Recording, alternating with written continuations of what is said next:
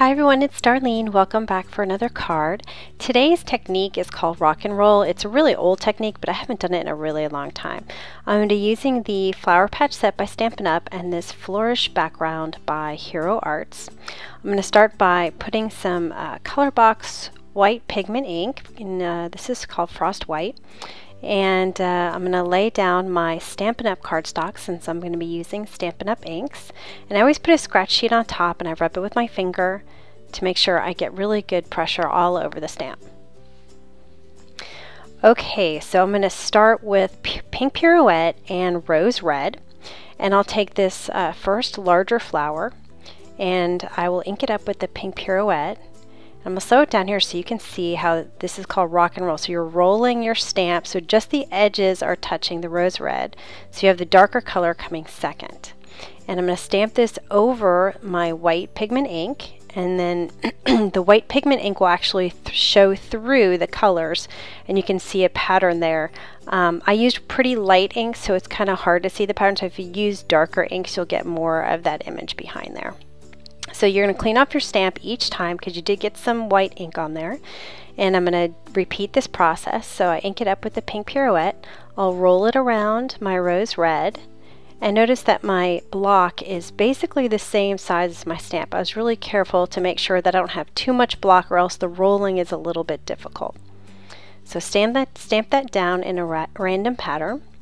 And I cleaned it off with a baby wipe first, then a rag, and then I stamped it off on a scratch sheet of paper. But eventually I'm going to get to the point where it's just baby wipe and paper, and that's it.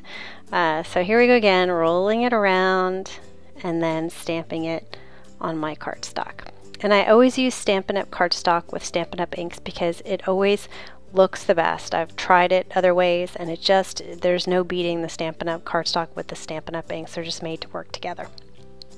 Alright, this will be my final pink flower, and then I'm going to go ahead and create a mask for this flower. We're using a post-it, so just stamp it down there and I'm going to cut it out with a scissor. And I'm going to move on to my second flower, which is going to use Wisteria Wonder and Elegant Eggplant. And I'm going to use kind of the skinny long flower.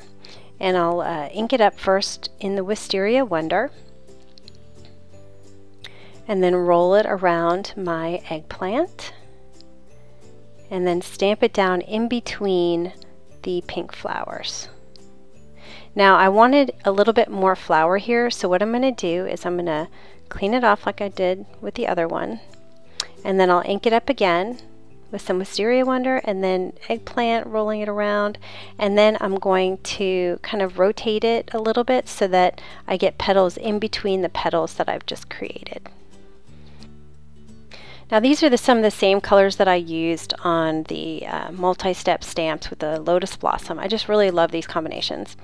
The next combination is Soft Sky and Marina Mist, and I'm using the smallest flower.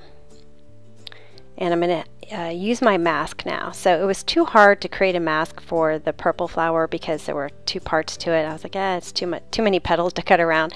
So I just decided to make sure that when I stamped these blue flowers that I was just putting them behind the pink ones. So I'm just going to rock and roll this stamp all over in random places and mostly behind the pink flowers, so it looks like there is some depth here. And here's my last one, masking the flower in the upper right. So I've got kind of a diagonal of flowers here. And now when it came to the leaves and the stems, I really didn't have a good small set of stamps for this, and these areas are so tiny that I was going to have to mask off all three of those flowers to really stamp inside. So I decided to hand draw all of these, and I'm not very good at hand drawing, so I think it looks kind of amateurish, I guess you could say, but it filled the area nicely and it added a little bit of green color, so I was happy with the way it turned out. Now the next step is to add the centers of these flowers. I just have some black archival ink, and this stamp comes with a set, and I'm just going to stamp the pink ones because those are the larger flowers. Now I'm going to put my sentiment on using the Misty, and so I have my grid sheet that you can download and print off on some transparency, and that helps you make sure that your sentiments are straight. So I'm going to get it all straight there on the grid sheet, and then I'm going to transfer it over to the lid, and then I'm going to ink up my grid sheet.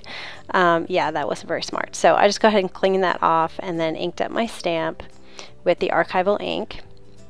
And then once you just press it, it's perfectly where you placed it the first time. So I'm really loving my Misty. All right, now I'm going to adhere this to a piece of folded, this is Hero Arts black note cards, and they come scored and folded, and they're white on the inside. Now this is Enamel Accents by Ranger, and it's kind of sticky. It's very sticky, as a matter of fact. So when you use this, it's kind of like Stickles but solid, shiny black.